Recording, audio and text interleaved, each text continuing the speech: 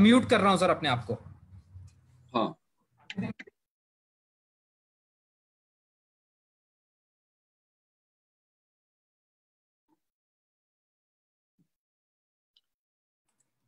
Ready है sir? Okay.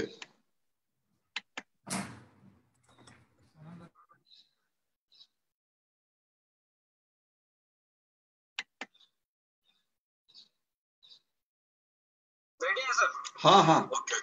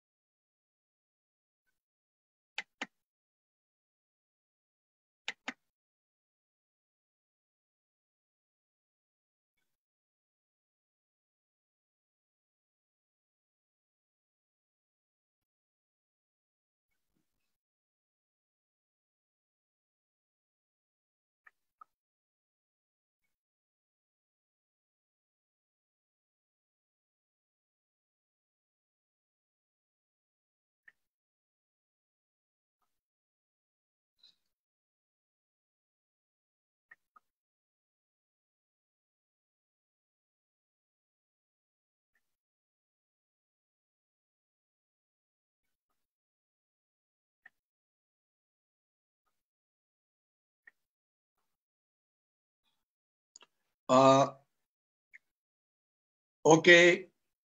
जय हिंद। मैं ब्रिगेडियर हेमंत महाजन आपका स्वतंत्र वीर सावरकर राष्ट्रीय स्मारक फेसबुक लाइव में स्वागत करता हूं। हम हर हफ्ते 11:30 से 12:30 बजे मिलते हैं और देश की सुरक्षा की जो अलग अलग चीजें हैं इसके बारे में बातचीत करते हैं। आज हमारा जो विषय है वो अभी आपको नजर आ जाएगा। इसे मैं पावर पॉइंट की मदद से दिखाने की कोशिश करूंगा। हिंदी में बातचीत होगी। इसके पहले इस सभी लाइव को आपका प्रतिसाद बहुत ही अच्छा रहा हुआ है। अभी तक 3 लाख से ज्यादा लोगों ने ये बातचीत सुनी है, तो मुझे भरोसा है आज की भी जो बातचीत है ज्यादा से ज्यादा लोग सुनेंगे, शेयर करेंगे और उसके बाद इसे लाइक करेंगे। आज का जो हमारा विषय है मैं इसे दिखा रहा हूं आपको अभी पावर पॉइंट की मदद से। अगर आपको मेरी पावर पॉइंट नजर आ रही होगी तो आप देख रहे होंगे कि आज का जो हमारा विषय है वो है कि China, Pakistan, America, south east Asia, पूरी दुनिया में बहुत सारी महत्वपूर्ण घटनाएं हुई है और ये घटनाएं इसका भारत की सुरक्षा के ऊपर क्या असर होता है इसके बारे में आज हम बातचीत करने वाले हैं। तो ये तो बातचीत हम करेंगे ही।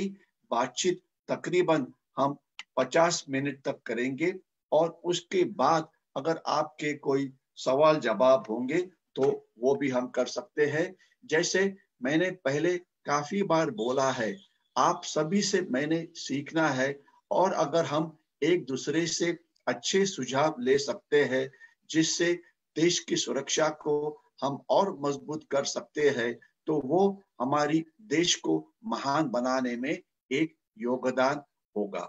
चलो, तो आज ये अलग अलग विषय जो है इसके ऊपर हम बातचीत करेंगे। सबसे पहले हम देखते हैं कि चाइना के बारे में क्या हो रहा है और अभी फिलहाल की हालत क्या है।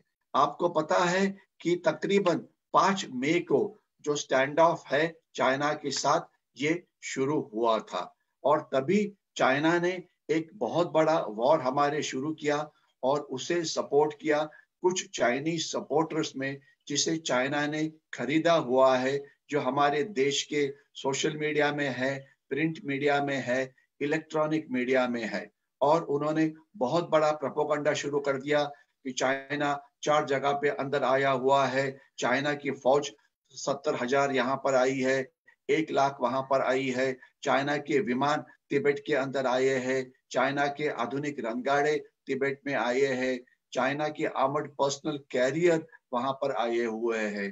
तो अभी सवाल यह है, उस समय भी मैंने बोला था कि चाइना केवल शो कर सकता है, प्रोपेगेंडा कर सकता है, साइकोलॉजिकल वॉर कर सकता है, लेकिन इंडियन आर्मी से उनकी लड़ने की क्षमता ये बहुत कम है। वो लड़ना नहीं चाहते, वो केवल आपको डरा के अपना जो उद्देश्य है वो हासिल करना चाहते हैं कि भाई आप हमारी ताकत से डर जाओ और हम जो बोल रहे हैं उसे सुन लो, हमारे से वाटाघाटी करो, हमारे से निगोशिएशंस करो, पीछे चले जाओ, जो हमें चाहिए उतना एरिया हम ले लेंगे।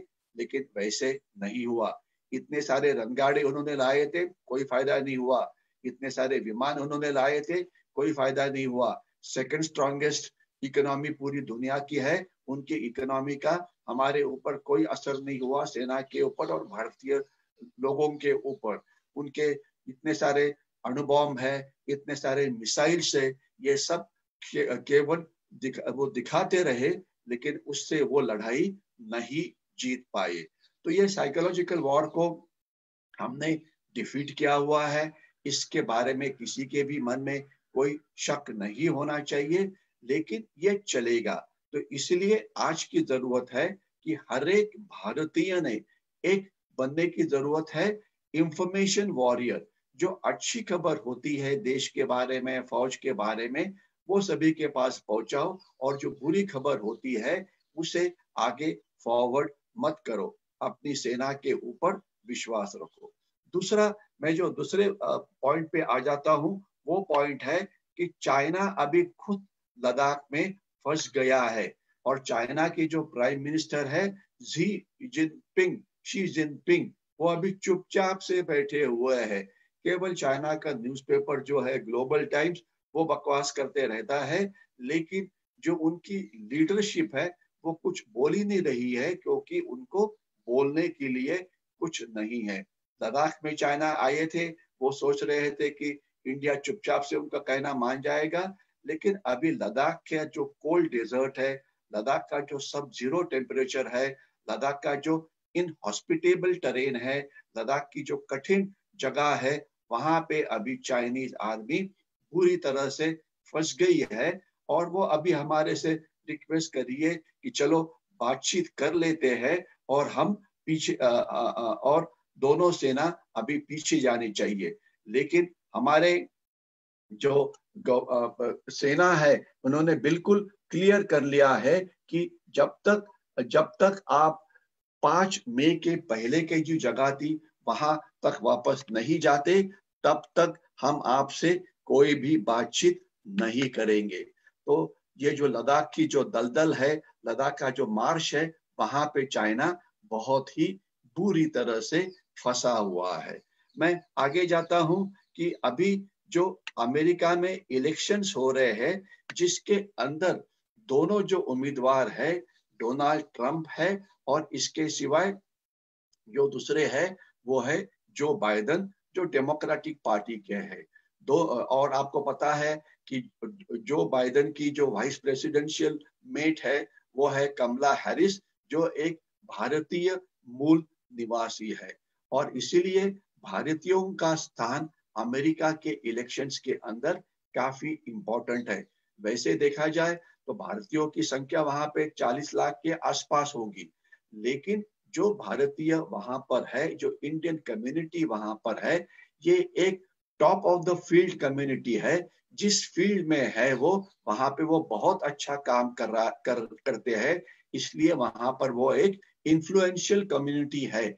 इससे दोनों जो नेता है, जो बाइडेन डेमोक्रेट्स के और डोनाल्ड ट्रंप जो है रिपब्लिकन पार्टी के, दोनों भारतीयों की वोट्स चाहते हैं, भारतीयों से मदद चाहते हैं। और सबसे इंटरेस्टिंग बात यह है कि अभी जब इलेक्शन अभी शुरू हुआ है, कुछ जगह पे वोटिंग भी हुआ है, इस समय एक बहुत ही हिस्टोरिक घटना हुई। मैं रिपीट करता हूं, एक हिस्टोरिक घटना हुई जिसके अंदर अमेरिका के जो सेक्रेटरी फॉर स्टेट है, यानी कि जैसे हमारे होम मिनिस्टर होते हैं, और दूसरे सेक्रेटरी फॉर डिफेंस है, ये दोनों भारत में आए थे। कब आए थे? इलेक्शन के समय आमतौर पे ये माना जाता है, इलेक्शन के समय देश का जो पूरा स्थान है वो चुपचाप रहते हैं, क्योंकि पता नहीं इलेक्शन में कौन जीतेगा कौन हारेगा। जो आएगा, अगर वो कोई गवर्नमेंट की पॉलिसीज बदली करता है, तो इसलिए लास्ट 3 महीना जब इलेक्शन का दौर चल रहा है, तभी कुछ करने की जरूरत नहीं है। लेकिन ऐसे होते बावजूद अमेरिका के तो सबसे इम्पोर्टेंट मिनिस्टर्स भारत में आए थे, और उन्होंने हमारे साथ बेका यानी कि बेसिक इंफॉर्मेशन एक्ट साइन किया, जिसके बारे में थोड़ा सा डिटेल में मैं बोलूंगा, क्योंकि ये एक महत्वपूर्ण करार उन्होंने हमारे साथ साइन किया है, जिससे हमारी जो संरक्षण क्षमता है ये काफी बढ़ने वाली है। तो अमेरिकन इलेक्शंस के अंदर इंडियंस है और इंडिया के जो इश्यूज है, ये एक इम्पोर्टेंट मायना रखते हैं। मैं आपको एक ही एग्जांपल देता हूं कि अभी जो बाइडेन और डोनाल्ड ट्रंप एक दूसरे से कंपटीशन कर रहे हैं भारत के बारे में अच्छी बात करने की। और इसी समय अगर आप देखेंगे तो इसी समय वो चाइना को ये बोलते हैं कि चाइना हमारे इलेक्शंस में इंटरफियर कर रहा है, रशिया उनके इलेक्शंस में इंटरफियर कर रहा है। और ये जो बातचीत है, ये किसने कही है? ये बातचीत जो उनके नेशनल सिक्योरिटी एडवाइजर है, इन्होंने बोला है कि चाइना इंटरफियर कर रहा है। यानी कि हमारी जो इंडियंस अमेरिका में है, इनकी सॉफ्ट पावर की आप प्रशंसा करते होंगे, जिससे इसके बाद कोई भी गवर्नमेंट अगर जीतता है तो भी इतना जरूर है कि उनकी पॉलिसीज है ये हमारे देश के लिए यानी भारत होगी, और पाकिस्तान के लिए और चाइना के लिए ये अगेंस्ट होगी। ये एक बहुत ही बड़ा फर्क है। तो आज जिस विषय के ऊपर मैंने बातचीत करनी है, बहुत सारे विषय है, देखते हैं कि कितने इसमें से हम कवर कर सकते हैं। हम पहले बातचीत करेंगे कि आज हमारी अगर लद्दाख में लड़ाई हो जाती है तो उसे जीतने की हमारी पूरी क्षमता है, इसके बारे में मैं बातचीत करूंगा। उसके बाद आपको शॉर्ट में बताऊंगा कि तिब्बत के अंदर जो चाइना की डिफेंसेस है वो किस प्रकार से है। इसके बाद मैं ये बताऊंगा कि वहां पर हमारी डिफेंसेस किस प्रकार से तैयार है, और अगर लड़ाई होती है तो चाइना को हम कैसे पीट सकते हैं। और ये भी बताऊंगा कि चाइना की आज लद्दाख में कोई डिफेंसिव लाइन ही तैयार नहीं है।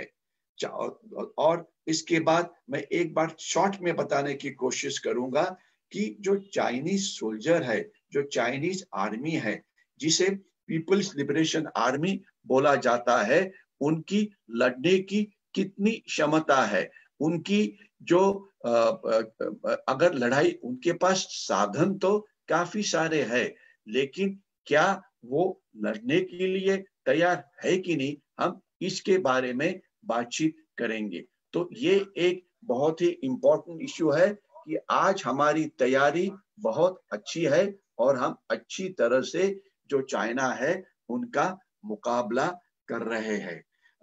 थोड़ी सी बातचीत करेंगे हम कि 15 जून को क्या हो गया था, जो गलवान की लड़ाई है, उसका मैं शॉर्ट में आपको एक बार फिर याद दिलवाऊंगा। और आपको ये भी याद दिलवाऊंगा कि 27, 28 अगस्त और 31 अगस्त को क्या हुआ था। और अभी ये भी समझना जरूरी है कि यही समय है कि जब 1962 के अंदर लड़ाई हो गई थी चाइना के साथ। 20 अक्टूबर को ये लड़ाई शुरू हो गई थी और तकरीबन 20 नवंबर को ये लड़ाई खत्म हो गई। तो यही समय है कि जब हमारी चाइना के साथ लड़ाई हो गई थी। तो चाइना का और पाकिस्तान का जो हाइब्रिड वॉर वो हमारे खिलाफ लड़ने की कोशिश कर रहे हैं। इस हाइब्रिड वॉर को हमने एक बहुत ही जबरदस्त इस प्रकार का रिप्लाई दिया हुआ है। इतना ही नहीं तो हमने उनको जो उनका हाइब्रिड वॉर है इसे पूरी तरह से उनकी हमने वहां पे ये जो राउंड है हाइब्रिड वॉर का हमने अच्छी तरह से जीता हुआ है। और हमारी जो कार्रवाई है ये काफी ऑफेंसिव रही हुई है, जिससे चाइना कभी सोच भी नहीं पा रहा था कि इस प्रकार की लड़ाई वो कभी भारत के साथ भारत जीत जाएगा। लेकिन ये लड़ाई हम बिल्कुल उनके काफी आगे है। यही चीज आपको समझ में आनी चाहिए। मैं अभी आपको थोड़े शब्दों में बताऊंगा कि आज दुनिया के अंदर क्या हालात है। दुनिया चाइना और इंडिया का जो स्टैंड ऑफ है ये किस प्रकार से देखता है। ये देखिए, हम अभी चुप नहीं बैठे हैं। हम चाइना के खिलाफ अलग अलग जगह के ऊपर हमारी दोस्तों की एक लाइन तैयार करने की कोशिश करते हैं। और अभी जब मैं बोल रहा हूं तो हमारे जो फॉरेन सेक्रेटरी है श्री श्रृंगला, ये आज यूरोप में है। और यूरोप के 3 महत्वपूर्ण देश, एक है इंग्लैंड, दूसरा है फ्रांस और तीसरा है जर्मनी। ये तीनों आपको पता है यूनाइटेड नेशन सिक्योरिटी काउंसिल के ये मेंबर है। इनको जाके मिल रहे हैं ताकि इनके साथ हमारी जो कोऑपरेशन है वो ज्यादा स्ट्रांग हो।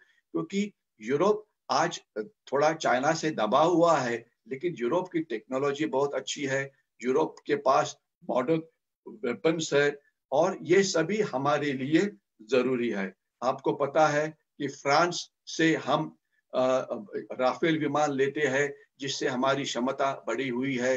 ब्रिटिश जो है ये इनके साथ हमारा रिश्ता ये काफी पुराना रहा हुआ है। जर्मनी से हमने कुछ सबमरीन्स ली थी। तो ये सभी देश हमारे लिए इम्पोर्टेंट है, क्योंकि सबसे मेन बात यह है कि ये देश यूरोप के अंदर दुनिया का सबसे मोस्ट पावरफुल मिलिट्री अलायंस है, जिसे NATO, North Atlantic Treaty Organization बोला जाता है। तो ये जो ऑर्गेनाइजेशन है, अगर ये हमारे साथ हो तो हमारी जो युद्ध क्षमता है ये बढ़ेगी। और यहीं पर मैं आपको ये बोलना चाहता हूं कि इन देशों के साथ हमारे संरक्षण संबंध तो बढ़ रहे हैं, इंटेलिजेंस कोऑपरेशन बढ़ रहा है, इसके सिवाय स्ट्रैटेजिक कोऑपरेशन बढ़ रहा है। इसका एग्जैक्ट मीनिंग क्या है उसकी मैं आपको एक दो छोटी मिसाल देने की कोशिश करता हूं।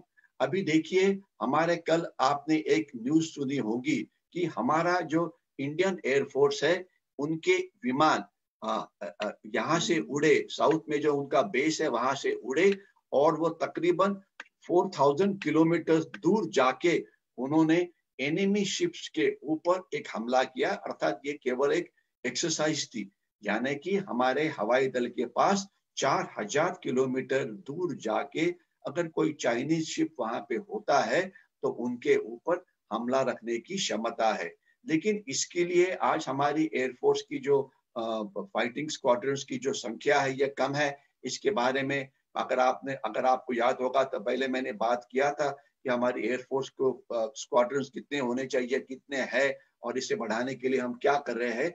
लेकिन हम काफी इनोवेटिव चीजों का इस्तेमाल कर रहे हैं। यानी कि अगर आप जैसे कि एक एग्जांपल मैं देता हूं राफेल का। राफेल विमान जो हमें मिलने थे वो तकरीबन 3 साल के अंदर मिलने थे, जो बचे हुए विमान है तकरीबन 26। लेकिन अगर लड़ाई चाइना के साथ कल परसों होती है तो क्या, तो इसलिए अभी हमने ये स्पीड बढ़ाई हुई है। ये स्पीड कैसे बढ़ाई है कि हम अभी जो उनके पास जो उनके इन सर्विस एयरक्राफ्ट है इसका इस्तेमाल कर रहे हैं ताकि ज्यादा जल्दी से राफेल विमानों का इंडक्शन हमारे एयरफोर्स में होगा। और जब नए विमान आएंगे तो जो विमान फ्रांस से आए थे वो वापस जाएंगे। इतना ही नहीं तो हमारी क्षमता बढ़ाने के लिए हम कुछ फोर्स मल्टीप्लायर्स है जिनका इस्तेमाल कर रहे हैं। अभी एक एयरफोर्स के लिए सबसे बड़ा फोर्स मल्टीप्लायर है एयर टू एयर रिफ्यूलिंग, यानी कि एक ऐसा विमान जो एक्स्ट्रा फ्यूल लेके हवा में जाता है और फाइटर एयरक्राफ्ट जब मिशन खत्म करके उनका टैंक खाली हो जाता है और वो रिफ्यूलिंग के लिए आता है तो ये रिफ्यूलिंग हवा के अंदर ही होता है, जिससे बहुत ही समय बचता है। यानी कि पहले क्या होता था कि समझ लीजिए कि अगर आपने यहाँ से 4000 किलोमीटर दूर हमला करना है और अगर आपका पेट्रोल खत्म हो जाता है तो आप फिर इंडिया में आएंगे, यहाँ पे लैंड होंगे और यहाँ से रिफ्यूलिंग करेंगे और फिर आप दूसरी सॉर्टी के लिए यहाँ पर वापस आएंगे। अभी ऐसे करने की जरूरत नहीं है। एक जो एयर टू एयर रिफ्यूल होगा वो कहीं बीच में, यहाँ पर मैं दिखा रहा हूँ, यहाँ पे खड़ा होगा और ये जो विमान हमले के लिए गया है वो हमले से यहाँ जाएगा, यहाँ हवा के अंदर ही अपना जो टरबाइन फ्यूल है वो भर लेगा और यहीं से वो जो हमला जो शत्रु के ऊपर जो हमला करना है इसके लिए चला। यहाँ से अगर वो वापस यहाँ पे जाता तो कितना अंतर है, लेकिन यहाँ से अगर वो सिर्फ यहीं तक जाता है तो आपने कितना फैसला बचाया। एयरफोर्स की जो रिफ्यूलिंग है आपने हवा में करके समय बचाया और एयरफोर्स के लड़ने की क्षमता इंक्रीज की। तो ये जो एयर टू एयर रिफ्यूलर्स है इसको हम ये यूरोपियन कंट्रीज से ले रहे हैं, जिससे जो हमारी क्षमता है ये आगे आने वाले दिनों में बढ़ जाएगी।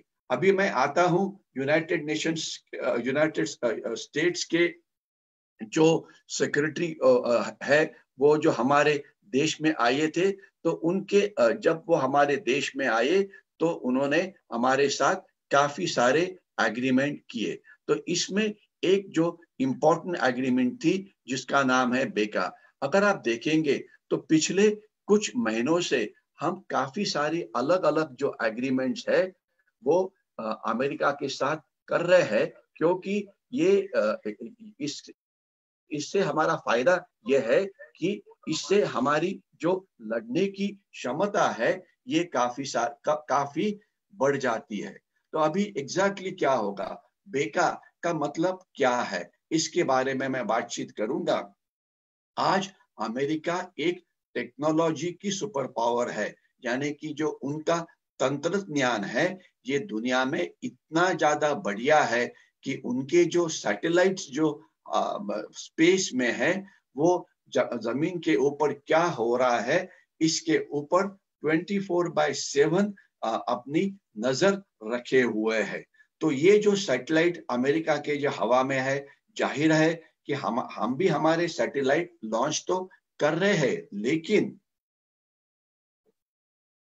हमारे पास इतनी क्षमता नहीं है जितनी अमेरिका के साथ है। अभी हमें अगर हम चीन की बात करेंगे तो हमें कितनी एरिया के ऊपर नजर रखना पड़ेगा। तो अभी देखिए ये चाइना है, ये चाइना का मैप आपको नजर आ रहा है, ये पूरे चाइना के ऊपर आपको नजर रखना पड़ेगा। इसके लिए बहुत सारे सैटेलाइट लगेंगे जो हमारे पास नहीं है।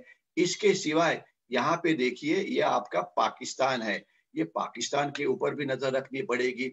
इतने सारे सैटेलाइट्स हमारे पास है क्या। इसके सिवाय हमारा ये 7600 किलोमीटर का समुद्र किनारा है। अगर कोई दहशतवादी हमले यहाँ से होते हैं, चाइना का नेवी यहाँ से आ जाता है तो यहाँ कैसे नजर रखेंगे। ये जो चाइना की जो कोस्ट लाइन जो यहाँ से शुरू होती है तकरीबन ये देखिए, और चाइना का अगर नेवी है तो यहाँ से वो पूरा हमारे साथ आ सकता है। तो ये जो पूरा एरिया है जिसे इंडो पैसिफिक का एरिया बोल सकते हैं, इसके ऊपर हम नजर कैसे रखेंगे? आसान नहीं है। तो इसीलिए ये जो अमेरिका के सैटेलाइट है, इसकी खबर हमें देंगे। इसके लिए जो टेक्निकल रिक्वायरमेंट्स होती है, यानी कि जो गैजेट्स चाहिए होते हैं, जो जिस प्रकार से रियल टाइम इंफॉर्मेशन हमें मिलेगी, इसे किस प्रकार से एक्सेस करना है, ये सारा हो गया है, जिससे चाइनीज आर्म फोर्सेस की जो लेटेस्ट हरकत है, या वो जमीन के ऊपर तिब्बत के अंदर है, या वो समुंदर के अंदर साउथ चाइना समुंदर से वो मलक्का की तरफ समझ लीजिए कि यहाँ से वो आ रहे हैं मलक्का के थ्रू, यहाँ पे हमारे अंडमान की तरफ आ रहे हैं, या वो हमारे कोस्टलाइन की तरफ आ रहे हैं, तो इनके ऊपर नजर रखना हमें आसान हो जाएगा और रियल टाइम इंफॉर्मेशन हमें मिलेगी कि कोई भी धोखा अगर निर्माण हो जाता है तो ये हम उसको तुरंत फेस कर पाएंगे। इतना ही नहीं, तो आज अगर हमारे पास भी काफी अच्छे मिसाइल्स है, जिसके बारे में मैंने पिछले कार्यक्रम में बातचीत की थी, इसके अंदर है हमारे अग्नि मिसाइल्स है, पृथ्वी है, आकाश है, अग्नि का अग्नि 1 है, अग्नि 2, 3, 4 है, अग्नि 4 ये 4000 किलोमीटर दूर इतना जा सकता है। तो ये जो मिसाइल्स है, इसे जो गाइडेड सिस्टम होती है, जब ये टारगेट की तरफ जाता है तो कुछ समय लगता है उनको टारगेट तक पहुंचने के लिए, 7 या 8 मिनट। तो अगर टारगेट के रेफरेंसेस आपको एक्यूरेटली पता है तो आप दुश्मन का नुकसान कर सकते हैं, चाइना का नुकसान कर सकते हैं। तो इसलिए टारगेट के ऊपर नजर रखना ये सैटेलाइट से होगा, जिसकी इंफॉर्मेशन हमारे मिसाइल्स को दी जाएगी, जिससे हमारी मिसाइल्स की जो एक्यूरेसी है, यानी कि टारगेट को बर्बाद करने की क्षमता, ये बहुत ही अच्छी होगी। तो इससे हमारी जो पूरी क्षमता है ये बढ़ेगी। तो ये एक हिस्टोरिक अकॉर्ड है। इसके अंदर हम अमेरिका के जो बेसिस है, अभी देखिए कुछ लोग बोलते हैं कि चाइना अलग अलग जगह पे बेसिस, नेवल बेसिस तैयार कर रहा है, एक म्यांमार में है, एक बांग्लादेश में है। भाई आपने खुद के बेसिस बनाने की क्या जरूरत है? अभी जो अमेरिका के बेसिस जो इंडियन ओशन में है, जो पैसिफिक में है, उसका इस्तेमाल हम कर सकते हैं। या इसके सिवाय ये जिस मैंने यूरोप के बारे में पहले बात की थी, यूरोप का खास तो फ्रांस वगैरह का अलग अलग समुंदर के अंदर उनके अपने खुद के बेसिस है। तो अगर उनसे हमारी कोऑपरेशन होती है तो हम उनका इस्तेमाल कर सकते हैं। यानी कि हर एक चीज आपने खुद खरीदने की जरूरत नहीं है। हम काफी बार अगर इकोनॉमिकली पैसे का कम खर्चा करके ज्यादा काम लेना है तो हम दूसरी की चीजें भी भाड़े पे इस्तेमाल कर सकती है। अगर मैं आपको एग्जाम्पल देना चाहूंगा, आज हमारे में से काफी लोग हैं कि वो कार खरीदने से बदले वो ओला या उबेर की कार इस्तेमाल करते हैं या ऑटो रिक्शा का इस्तेमाल करते हैं। ये नजर आता है उनको कि अपनी खुद की कार रखने के बदले अगर आप ओला उबेर का इस्तेमाल करें या अगर आप ऑटो रिक्शा का इस्तेमाल करें तो आपका पैसा काफी बचता है और कन्वीनियंस भी ज्यादा होता है। कुछ उस प्रकार की ही जो हालत है वो लड़ाई के बेसिस के बारे में है। और इस समय एक बहुत ही हिस्टोरिक चीज हुई, वो ये है कि ये दोनों बड़े नेता जब हमारे देश में आए थे तो उस समय वो पाकिस्तान में नहीं गए थे। अगर आपने इंडिया, पाकिस्तान और यूएसए इनके रिलेशनशिप का अभ्यास किया होगा तो इसके पहले अमेरिका पाकिस्तान और इंडिया को एक ही लेवल पे मानता था। यानी कि अगर कोई लीडर, यूएसए का कोई प्रेसिडेंट है या कोई और है, अगर वो आ जाते थे हमारे देश में तो उसके बाद तुरंत वो जाके पाकिस्तान में पहुंच जाते थे। आपको इतना भी याद होगा कि बिल क्लिंटन जो अमेरिका के प्रेसिडेंट आए थे वो दोनों जगह पे चले गए थे, बैरक ओबामा थे या और काफी सारे लोग थे। लेकिन अभी इस समय इमरान खान जो पाकिस्तान के जो मिनिस्टर है, पाकिस्तान के प्राइम मिनिस्टर है, उन्होंने चिल्लाना शुरू कर लिया है कि अभी आप लोग हमें कोई महत्व नहीं दे रहे हैं, क्योंकि दुनिया पूरी अभी समझ गई है कि इंडिया की इकोनॉमी बढ़ रही है, इंडिया की मिलिट्री ताकत बहुत है और इंडिया एक ऐसा अकेला देश है कि जो पूरी दुनिया चाइना के साथ वो लड़ सकता है। तो इसीलिए चाइना के साथ लड़ने के लिए पूरी दुनिया अभी हमारे तरफ बिल्कुल बिल्कुल आशा से देख रही है। तो ये एक अच्छी बात है। पाकिस्तान का इंपॉर्टेंस कम हुआ है या पाकिस्तान को कोई पूछ नहीं रहा है। उल्टा इसी समय फाइनेंशियल एक्शन टास्क फोर्स जो यूनाइटेड नेशंस की एक बॉडी है, इन्होंने पाकिस्तान को अभी भी ग्रे लिस्ट के अंदर रखा हुआ है।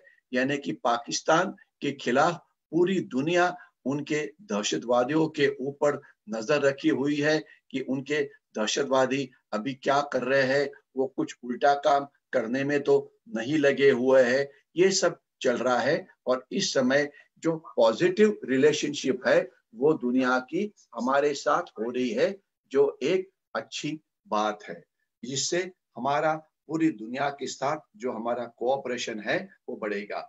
वैसे ये जो 2+2 विजिट जो हो गई थी, इसके अंदर एक्सरसाइज मलबार किस प्रकार से हो रहा है, एक्सरसाइज मिलान किस प्रकार से हो रहा है, इंडो पैसिफिक स्ट्रेटेजी किस प्रकार से आगे बढ़ेगी, इसके ऊपर बोलने के लिए ये एक अलग ही विषय होना चाहिए। लेकिन आज मैंने कुछ सिर्फ इम्पोर्टेंट मुद्दे ही कवर करना चाहे, जिससे मैं अभी इससे मैं आगे बढ़ता हूं और आगे का जो विषय है इसे कवर करता हूं।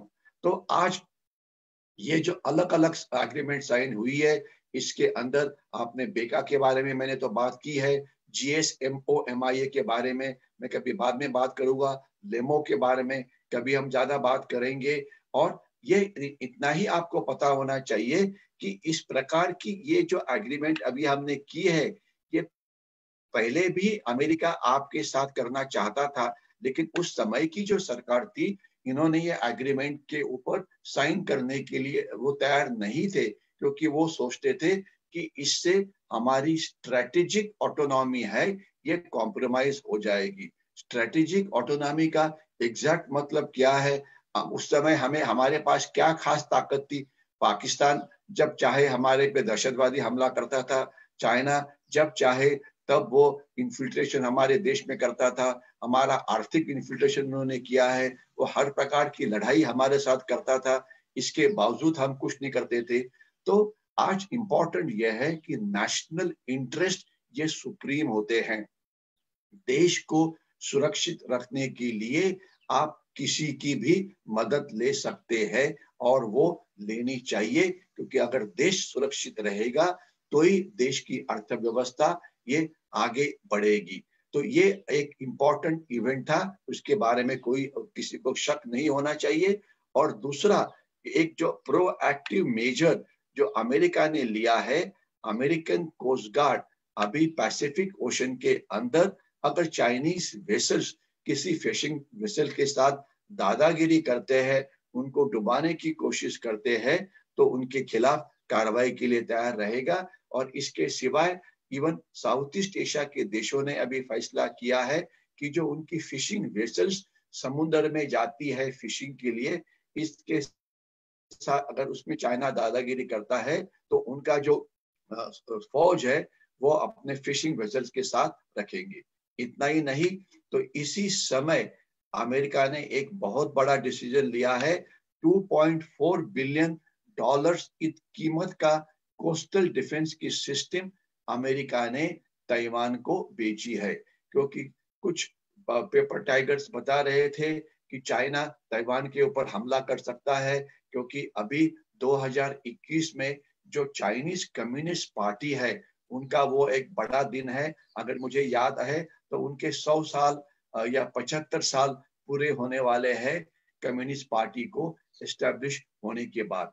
तब और जो चाइना के जो प्राइम मिनिस्टर है शी जिनपिंग, इन्होंने प्रॉमिस किया था कि तब तक चाइना वर्ल्ड का नंबर 1 सुपर पावर बना होगा। अगर नंबर 1 सुपर पावर है तो उनका कहने का मतलब था कि आधी दुनिया के ऊपर चाइना का पूरा चाइना का पूरा फैलाव होगा। तो इसलिए वो कुछ बड़ा करना चाहते थे।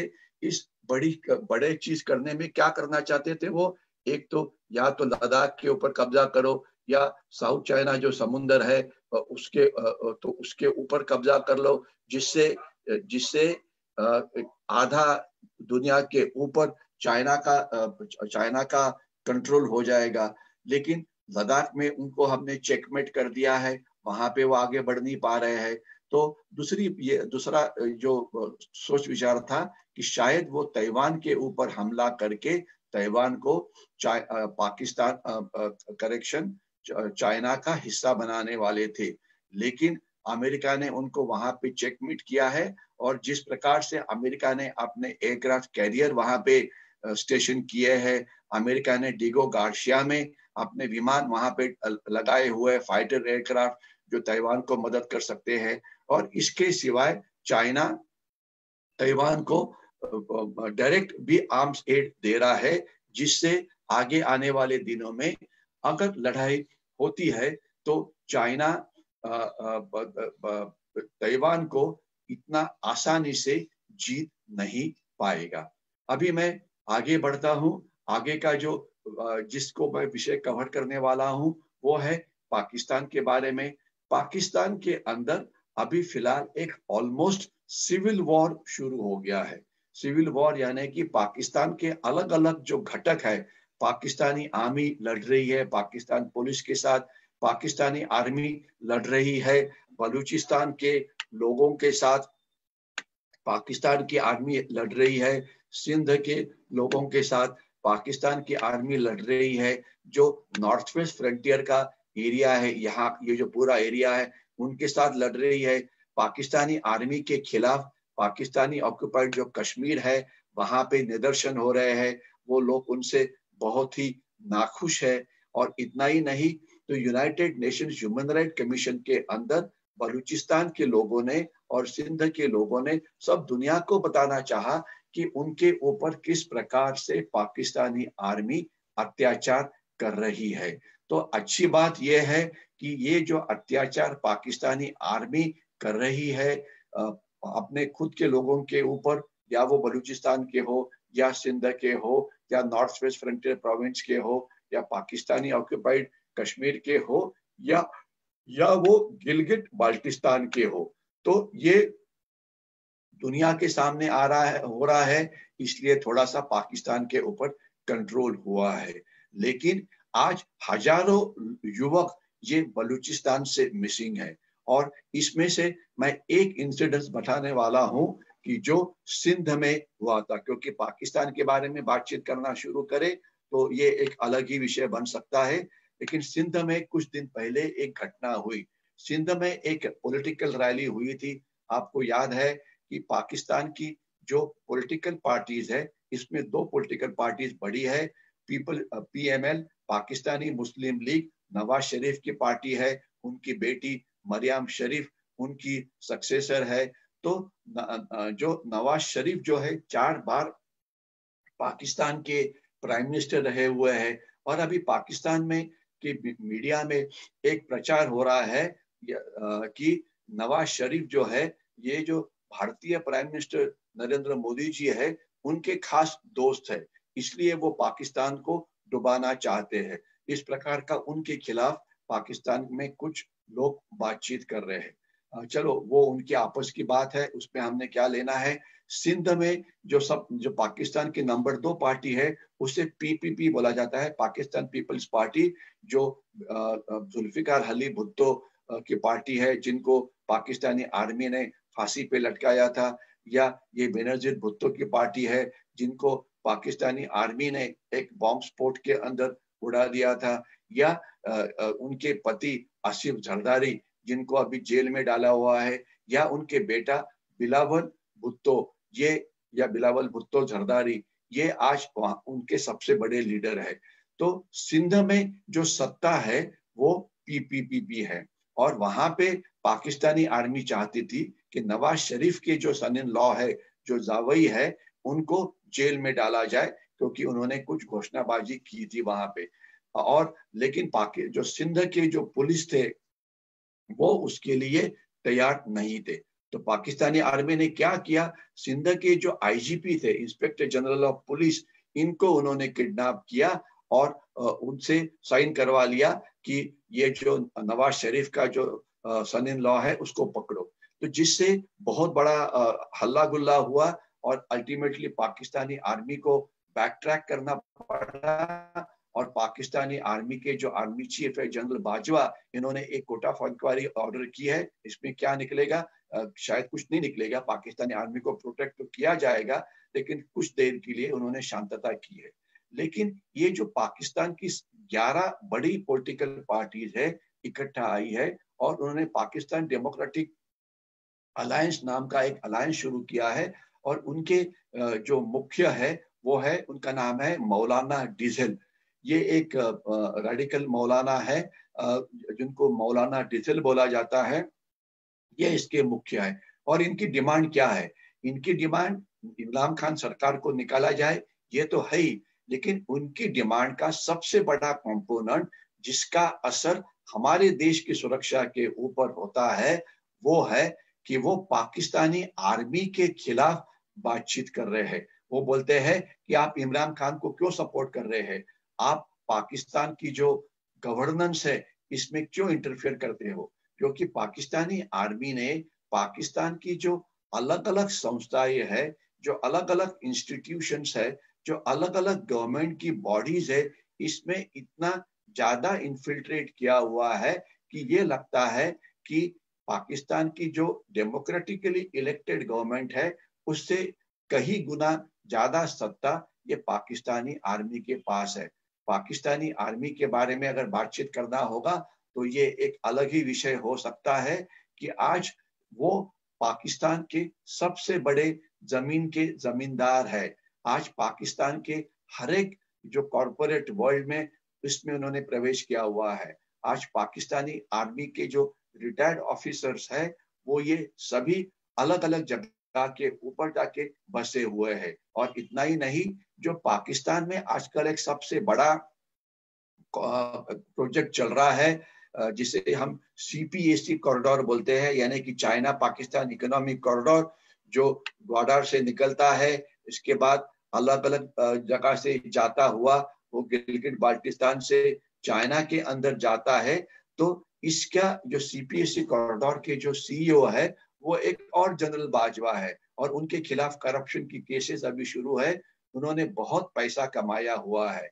CPEC कॉरिडोर में जो करप्शन हुआ है इसका संबंध डायरेक्टली चाइना के साथ है, पाकिस्तानी जनरल्स के साथ है। तो ये पाकिस्तानी आर्मी को उनको कट टू साइज करने की कोशिश पाकिस्तान के पॉलिटिकल पार्टीज कर रहे हैं। और नवाज शरीफ ने तो खुल्लम खुल्ला बोला है कि पाकिस्तान जो है, पाकिस्तानी जो आर्मी है, ये पाकिस्तानी आर्मी आज देश को बर्बाद कर रही है। उन्होंने ये भी बोला है कि पाकिस्तानी आर्मी ने 99 के अंदर कारगिल में जो हमला किया था उसके बारे में हमें कोई भी पता नहीं था। तो ये सब चीज चल रही है जिससे पाकिस्तानी आर्मी के खिलाफ काफी ज्यादा प्रेशर बढ़ रहा है, जिससे पाकिस्तानी आर्मी अभी बैकफुट पे आई है। और अच्छी बात यह है कि पहले 85% पाकिस्तानी आर्मी ये इंडो पाकिस्तान जो बॉर्डर है यहाँ पे डिप्लॉय होती थी, लेकिन अभी 50% पाकिस्तानी आर्मी पाकिस्तान के अंदर अपने लोगों के खिलाफ ही दहशतवादी विरोधी अभियान में लगी हुई है। तो पाकिस्तानी आर्मी अभी काफी बैकफुट पे है। तो इसका साफ मतलब हमारे लिए होता है कि टू फ्रंट वॉर की जो बात कुछ सो कॉल्ड एक्सपर्ट्स करते थे कि पाकिस्तान चाइना को मदद करेगा लद्दाख के अंदर, ये करना उनकी बस की बात नहीं है। आज उनका खुद का देश असुरक्षित है। पाकिस्तान सेकंड फ्रंट हमारे खिलाफ नहीं खोल सकता है, और अगर खोलेगा तो वो उनको इतना ज्यादा डैमेज किया जाएगा कि उसके बाद वो याद रखेंगे। चलो मैं आगे जाता हूं। कुछ दिन पहले ही 27 अक्टूबर हुआ था। तो 27 अक्टूबर का इम्पोर्टेंट है कि इसे इन्फेंट्री डे बोला जाता है, यानी कि भारत की जो सेना है इसका एक बहुत बड़ा जो अंग है वो इन्फेंट्री है, या उसे पायदल बोलते हैं। तकरीबन 40% जो इंडियन आर्मी की स्ट्रेंथ ये इन्फेंट्री की है, और जो भी लड़ाई होती है इसमें उनका स्थान जो है ये बहुत ही इम्पोर्टेंट है। और 95% ऑफ जो कैजुअलिटीज हमारे देश के लिए होती है वो इन्फेंट्री की होती है, और ये इन्फेंट्री कहीं पर भी देखेंगे तो ये इनका बहुत काम चलता है। और इनकी रेजिमेंट, जैसे मराठा रेजिमेंट है, मैं मराठा रेजिमेंट से मेरा संबंध है, जाट रेजिमेंट है, उसके बाद सिख है, सिखलाई है, इसके बाद महार रेजिमेंट है, कुमाऊं है, गढ़वाल है। तो ये अलग अलग इन्फेंट्री रेजिमेंट है जो हमारे देश के रक्षा में ये बहुत ही इंपॉर्टेंट काम करती है। तो 27 अक्टूबर या उनका दिन मनाया जाता है। इसका महत्व यह है कि 27 अक्टूबर 1947 ये हमारे देश के इतिहास का एक ऐसा दिन है कि जिस दिन को जो हमारी आर्मी थी, इन्होंने पहली बार जो इंडिपेंडेंट इंडिया था उनके लिए लड़ाई के अंदर लड़ाई की। आपको याद होगा कि जैसे ही 47 शुरू हो गया तो 47 में दोनों देश अलग अलग हो गए। तो उस समय पाकिस्तान ने तुरंत ही कश्मीर के अंदर हमारे खिलाफ कार्रवाई करना शुरू की, और पाकिस्तान के जो रेडर्स थे वो पहुंच गए हमारे कश्मीर के अंदर, और उसे उस समय बचाने की उनकी जो कार्रवाई थी वो कार्रवाई करने का काम जो है वो हमारे इन्फेंट्री ने किया। और हमारी एक श्रीनगर एयरफील्ड के ऊपर हमारी एक ब्रिगेड वहां पे भेजी गई जिसने बहुत बढ़िया काम किया। और कश्मीर कैसे बचा 47 के अंदर, इसके विषय के ऊपर अगर आप चाहेंगे, अगर आप रिकमेंड करेंगे तो इसके ऊपर हम कभी बाद में बातचीत कर सकते हैं। लेकिन पहली बार इंडियन आर्मी ने अपना खून बहाया, इन्फेंट्री ने, और वहां पे मेजर सोमनाथ शर्मा जो थे इन्हें परमवीर चक्र से गौरव किया गया। वो कुमाऊं रेजिमेंट के थे। तो ये एक ये नजर आ रहा है वॉर मेमोरियल। और 1962 की जो लड़ाई है उसके साथ मेरे फैमिली का संबंध है। इस लड़ाई के अंदर मेरे खुद के मावस भाऊ यानी कि कजिन ब्रदर लेफ्टिनेंट विष्णु आठले, इन्होंने अपने प्राण का बलिदान दिया था और वॉलोंग की लड़ाई के अंदर। तो अगर उसके बारे में कभी बातचीत है तो समय है तो हम बात करेंगे। हमारी देश की सुरक्षा के लिए दो बड़े इंपॉर्टेंट इवेंट हुए हैं जिसके बारे में हमारे जो चीफ ऑफ डिफेंस स्टाफ है जनरल रावत, इन्होंने बातचीत की थी। उसे मैं शॉर्ट में आपको बताऊंगा। वो है फॉर्मेशन ऑफ थिएटर कमांड। अगर आप अभी देख रहे हैं कि हमारा जो देश का नकाशा है, हमारी जो लैंड बॉर्डर्स है तकरीबन 16,000 किलोमीटर के आसपास है, पाकिस्तान के साथ है, चाइना के साथ है, म्यांमार के साथ है, बांग्लादेश के साथ है, और सी बॉर्डर्स जो है वो अर्थात उसके साथ समुद्र लगा हुआ है। इसमें आर्मी, नेवी, एयरफोर्स और कोस्ट गार्ड हर एक के अपने अलग अलग कमांड थे। जैसे महाराष्ट्र को पता है कि जो सदर्न कमांड इंडियन आर्मी का है वो जो पूना में स्थित है वो एक कमांड है। तो आर्मी का नॉर्दर्न कमांड श्रीनगर में है, नॉर्दर्न कमांड उधमपुर में है। ईस्टर्न, मैं आपको एक बार फिर रिपीट करता हूँ, आर्मी का नॉर्दर्न कमांड ये उधमपुर में है। आर्मी का ईस्टर्न कमांड ये ईस्टर्न कमांड जो है वो कलकत्ता के अंदर है। आर्मी का सदर्न कमांड ये पुणे के अंदर है। आर्मी का वेस्टर्न कमांड ये चंडीगढ़ के अंदर है। आर्मी का साउथ वेस्टर्न कमांड जो है वो जयपुर के अंदर है। तो ये आर्मी के कमांड हो गए। तो और इसके सिवाय आर्मी का ट्रेनिंग कमांड है, उसके बारे में बातचीत नहीं करूंगा। इसके सिवाय एरोस्पेस कमांड है, इसके सिवाय स्ट्रेटेजिक फोर्सेस कमांड है। इसी प्रकार नेवी के जो अलग अलग ये है, नेवी का जो नेवल कमांड है वो मुंबई के अंदर है। जो उनका ईस्टर्न कमांड है वो विशाखापट्टनम के अंदर है। और अंडमान के अंदर एक स्ट्रेटेजिक फोर्स वहां पे फोर्ट्रेस कमांड या जो तीनों आर्म्स का कंबाइंड कमांड वहां पर है। एयरफोर्स के अपने अलग कमांड है, मैं ज्यादा डिटेल में नहीं जाता हूँ। तो सब मिला के तकरीबन 17 कमांड है। लेकिन अभी हमने पूरी उसके साथ उसे पूरा बदली करने की कोशिश की है। अभी अब पाकिस्तान के साथ जो बॉर्डर लगी हुई है, ये बॉर्डर मैं दिखा रहा हूं अभी, इसके लिए एक ही कमांड होगा। जो 17 कमांड है, इसे कम करके हम उसे 5 कमांड में बना रहे। एक है ये जो तीनों सेना इसके अंदर शामिल होगी, जो पाकिस्तान के खिलाफ होगा, और जो चाइना के खिलाफ जो है, इसके लिए एक अलग कमांड होगा। फिर तीसरा कमांड जो होगा वो है पेनिनसुलर इंडिया, यानी कि हमारा जो सदर्न पोर्शन है, इसके लिए जो कमांड होगा वो पेनिनसुलर कमांड हो जाएगा। और इसके सिवाय चौथा जो कमांड है, इसे पूरी जो देश का जो एयर डिफेंस है, उसे एरोस्पेस कमांड या एयर डिफेंस कमांड बोला जाएगा, वो एक अलग कमांड होगा। और इसके सिवाय जो समुंदर है, जो काफी बड़ा है, इसकी देखभाल करने के लिए एक मैरीटाइम कमांड बनेगा, जो समुद्र की तरफ देखेगा। यानी कि मैरीटाइम कमांड समुद्र के लिए, एरोस्पेस कमांड एयर डिफेंस के लिए, चाइना के खिलाफ एक अलग कमांड, पाकिस्तान के खिलाफ एक अलग कमांड, और पेनिनसुलर इंडिया यानी कि भारत का जो हिस्सा जो समुद्र की तरफ जाता है, उसकी रक्षा के लिए इंक्लूडिंग आइलैंड टेरिटरीज, ये एक कमांड होगा। तो इस प्रकार से आर्मी, नेवी, एयरफोर्स, इनका इंटीग्रेशन हो जाएगा, जिससे जो हमारे रिसोर्सेस है, इसे हम ज्यादा अच्छी तरह से उसका इस्तेमाल कर पाएंगे। तो ये जो इंटीग्रेशन है, ये एक सिंगल बिगेस्ट हम रिफॉर्म बोल सकते हैं कि जिससे हमारी सुरक्षा जो है ये काफी बढ़ेगी, क्योंकि इसके पहले ये नहीं, इतना अच्छी तरह से ये कार्रवाई नहीं हो रही थी। लेकिन अभी ये तीनों जब चीजें एक साथ काम करेंगे, तो जाहिर है हमारी सुरक्षा ये बढ़ेगी।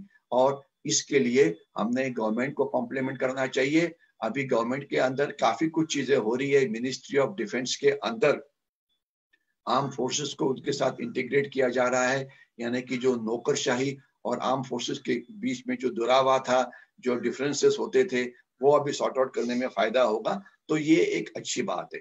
और दूसरी चीज जो महत्व की हो गई है, वो ये है कि अभी हम पाकिस्तान की तरफ, जो हमारी फौज पाकिस्तान की तरफ देख रही थी, अभी उसका हम ज्यादा मुंह चाइना की तरफ करेंगे।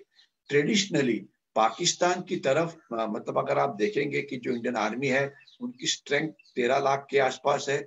मैं एग्जैक्ट स्ट्रेंथ में नहीं जाना चाहूंगा और ऐसी कोई चीज नहीं बोलना चाहूंगा कि जो नहीं बोलनी चाहिए, लेकिन मैं इतना ही बोलना चाहूंगा कि हमारी ज्यादा फौज ये पाकिस्तान के खिलाफ थी और कम फौज ये चाइना के खिलाफ थी। बल्कि चाइना नंबर 1 एनिमी है, ये बात बिल्कुल साफ है। आपको याद है कि हमारे 3 स्ट्राइक कोर्स है, आक्रामक कोर है, जो पाकिस्तान के ऊपर हमला करने के लिए तैयार रहेगी।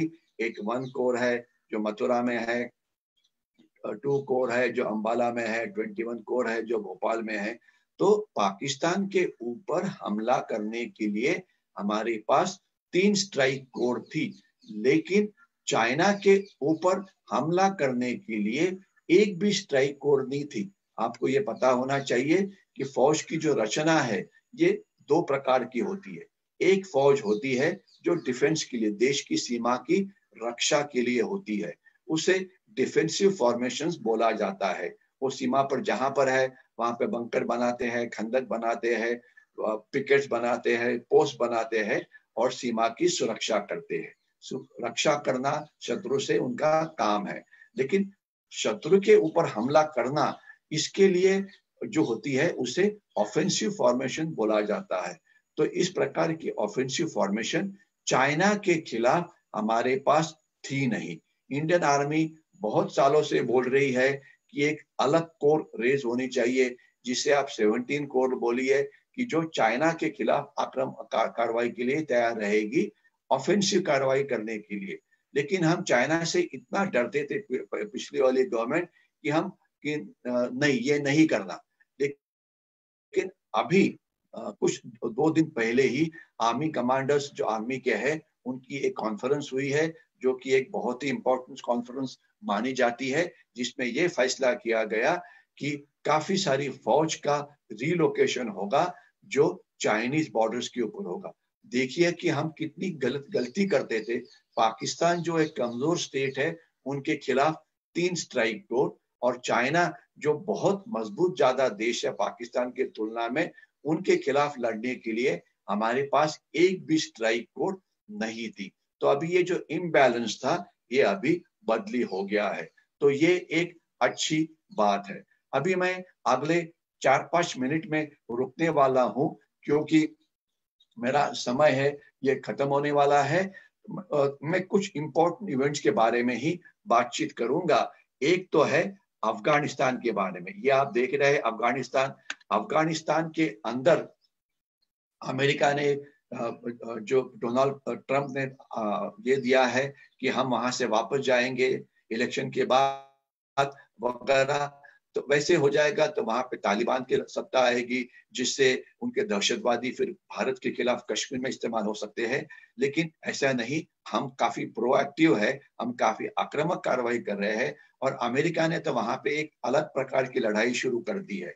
उन्होंने वहां पे जो अफगानिस्तान के अंदर जो लड़ाई है इसे प्राइवेटाइज कर दिया है, यानी कि प्राइवेट कॉन्ट्रैक्टर्स को दिया है।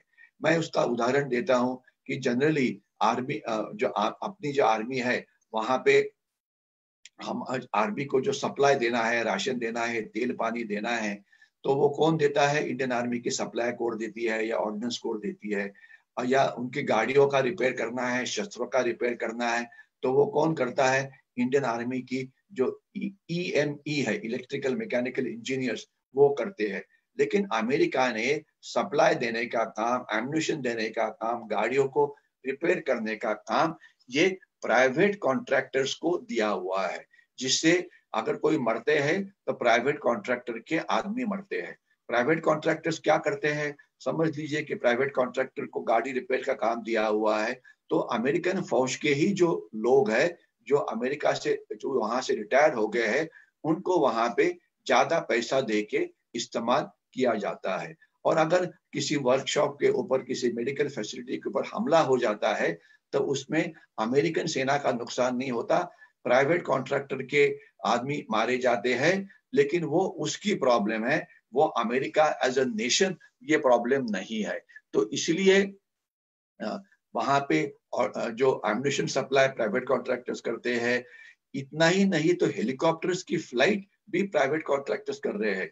इतना ही नहीं तो अभी आपने जेम्स बॉन्ड के मूवीज देखी होंगी, जिसमें जेम्स बॉन्ड अलग अलग देशों में जाके किसी को मारता है क्योंकि वो ब्रिटेन के खिलाफ कुछ कार्रवाई करता है। और आज ही पेपर में आपने देखा होगा कि सिन कॉनरी जो सबसे पहला जेम्स बॉन्ड था, उसका 90 साल के ऊपर मृत्यु हो गया है। तो ये जो सिन कॉनरी है, ये जो जेम्स बॉन्ड के काम करता था, उस प्रकार के काम वहां पे प्राइवेट कॉन्ट्रैक्टर्स कर रहे हैं, प्राइवेट कंपनीज कर रहे हैं, जिनको काम दिया जाता है कि तालिबान का ये नेता है, उसको मार दो, या ये दहशतवादी है, मार दो, उसके लिए हम आपको $1 लाख देंगे या $5 लाख देंगे।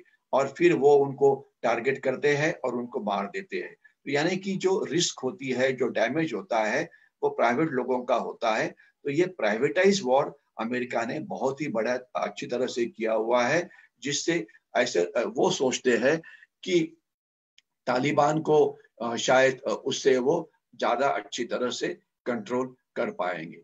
तो आशा करते हैं कि ये जो प्राइवेट कॉन्ट्रैक्टर्स के लोग जो बहुत क्वालिफाइड होते हैं, उनमें उसमें यश मिलेगा।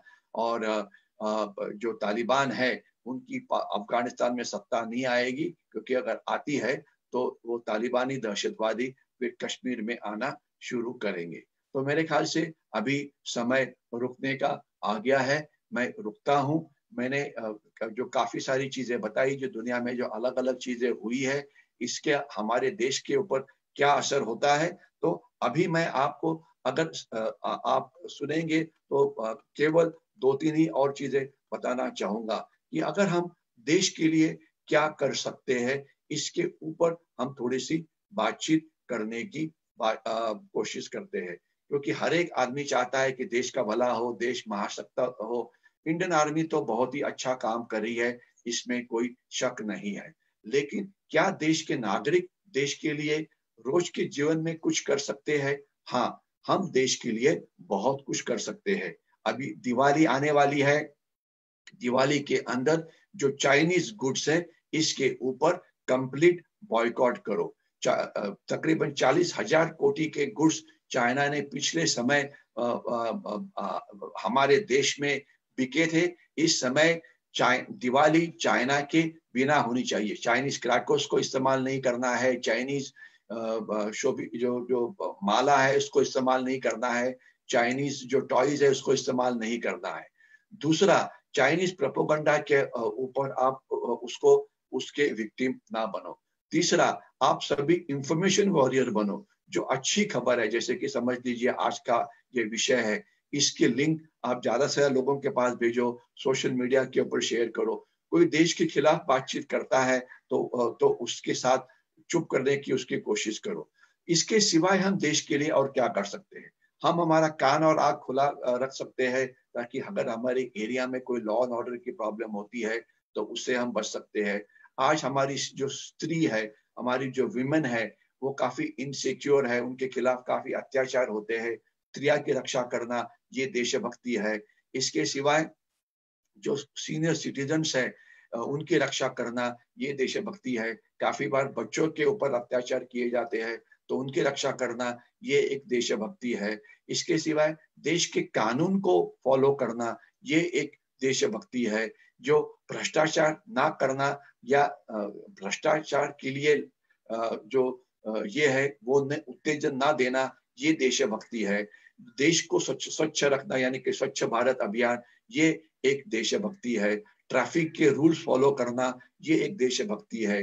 देश में हमारे कुछ एरिया है जैसे मराठवाड़ा वगैरह जहाँ पे पानी की बहुत प्रॉब्लम होती है, बड़े सिटी के अंदर पानी की प्रॉब्लम होती है, तो पानी बचाना ये देशभक्ति है। ईंधन बचाना ये देशभक्ति है, क्योंकि हमारा 80% पेट्रोल डीजल जो है हम परदेश से आयात करते हैं। तो इसके सिवाय सोलर पैनल का इस्तेमाल करते हुए रिन्यूएबल एनर्जी को प्रोड्यूस करना ये देशभक्ति है। इसके सिवाय किसी ना किसी को मदद करते रहना ये देशभक्ति है।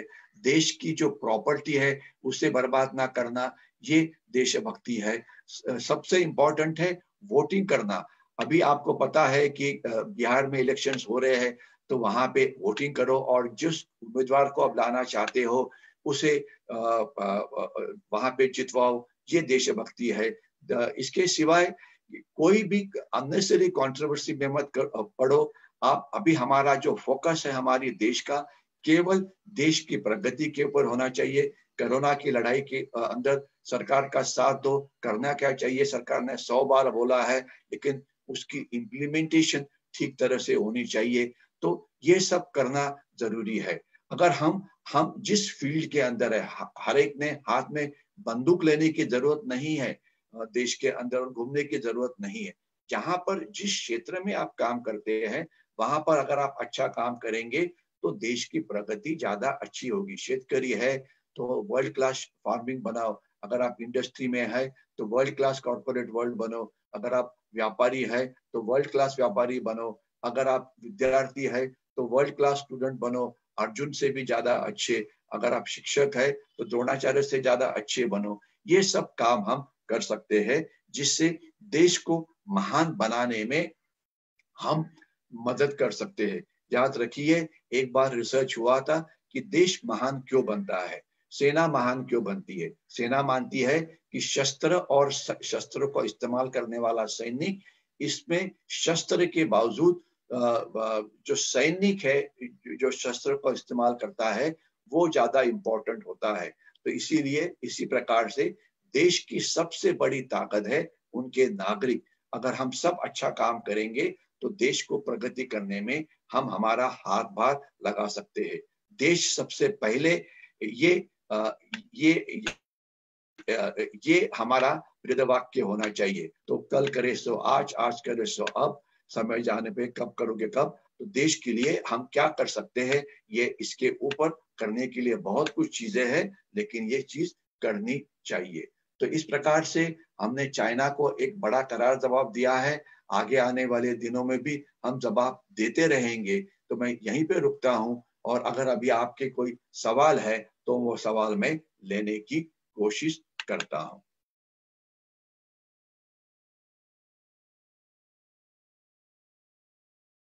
कोई चैट बॉक्स में सवाल है? मुझे नजर नहीं आ रहे हैं। हाँ ओके, कुछ चैट बॉक्स में मुझे ये जरूर नजर आ रहा है। एक तो योगेश घाटे जी जय हिंद बोल रहे हैं, चंद्रशेखर मिराज जी जय हिंद बोल रहे हैं, कनु भाई पटेल जी ये जय हिंद बोल रहे हैं। सबको आपको जय हिंद, और सबको मैं रिक्वेस्ट करता हूं कि ज्यादा से ज्यादा लोगों के पास ये सब चीजें पहुंचाई जाए। और इसलिए कि गुजरात, एक गुजराती नाम मुझे यहाँ पे नजर आ रहा है। मैं बोलना चाहूंगा कि मैं मराठा रेजिमेंट का हूँ, लेकिन मेरे जो सीनियर मोस्ट अधिकारी है जनरल मिस्त्री, ये गुजरात के एक नागरिक है और आज मराठा रेजिमेंट के वो सबसे बड़े अधिकारी है और नेशनल डिफेंस एकेडमी में वो कमांडेंट है। केवल आपकी इंफॉर्मेशन के लिए। सतीश दीक्षित जी नमस्कार कर रहे हैं, आपको भी नमस्कार। वराडकर जी बहुत दूर है, लेकिन वो भी तंत्रज्ञान की माया है कि आप अलग अलग जगह के ऊपर हो, फिर भी आप ये कार्यक्रम देख रहे हैं। वराडकर जी आज कोकण में है, वो वहां पे अच्छा काम कर रहे हैं। चलो भी जय हिंद बोल रहे हैं। शुभम देशपांडे जी जय हिंद बोल रहे हैं, आप सबको जय हिंद। अजय दत्त शर्मा जी बोल रहे हैं कि आपकी सुंदर सूचना, ये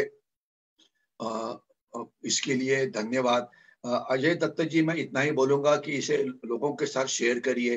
करना क्या चाहिए ये कोई भी बता सकता है, मैं तो एक सामान्य आदमी हूँ, लेकिन उसके ऊपर अमल बजावनी करना ये इम्पोर्टेंट है कि अगर आप अभ्यास करोगे तो अच्छा विद्यार्थी बनोगे, इसमें क्या कौन सी बड़ी बात है। लेकिन देश के लिए हम एक सामान्य नागरिक बहुत कुछ कर सकते हैं, और हमारी नॉर्मल जीवन के साथ देश के लिए आपने केवल फौज में ही ज्वाइन करना है, बिल्कुल नहीं। फौज ज्वाइन करने के बिना भी आप बहुत कुछ कर सकते हैं, तो ये करना चाहिए। यही मैं आपको अभी तक बोलने की कोशिश कर रहा था, क्योंकि देश का सामान्य नागरिक हमारी जो देश है, इसकी सबसे बड़ी ताकत है। यही मैं आपको बोलने की कोशिश कर रहा हूं। तो इसलिए कुछ ना कुछ देश के लिए करो, ये एक बहुत ही अच्छा मुद्दा आपसे मिल रहा है, और मुझे भरोसा है कि आप लोग ये करेंगे। यहाँ पे मुझे कुछ और लोगों के मैसेज मिल रहे हैं। जय हिंद कीर जी, वो बोल रहे हैं जय हिंद। भूपेंद्र सिंह जी आप बोल रहे हैं जय हिंद, जय हिंद, कुमाऊं रेजिमेंट की जय। इंडियन आर्मी में हर एक प्रकार की रेजिमेंट है। मराठा रेजिमेंट है, जो अभी गलवान में लड़ाई हुई थी वो बिहार रेजिमेंट के 16 बिहार के लोग थे जिन्होंने महापराक्रम किया। जिन्होंने लड़ाई की रेजांगला में, वो कुमाऊं बटालियन के लोग थे। तो इसी प्रकार हम अगर हम इकट्ठा मिलके काम करते हैं तो कितना अच्छा काम कर सकते हैं, इसे आप देख सकते हैं। तो चलो, आप सभी लोगों ने काफी सवाल पूछे हैं, अभी समय जाने का हो गया है, तो अभी मैं यहीं पे रुकता हूँ। और एक बार आपसे फिर रिक्वेस्ट करके कि इसे लाइक करिए, ज्यादा से ज्यादा लोगों के साथ शेयर करिए, ताकि लोगों के साथ अच्छी खबर पहुंचे। तब तक मैं आपकी विदा लेता हूँ। जय हिंद।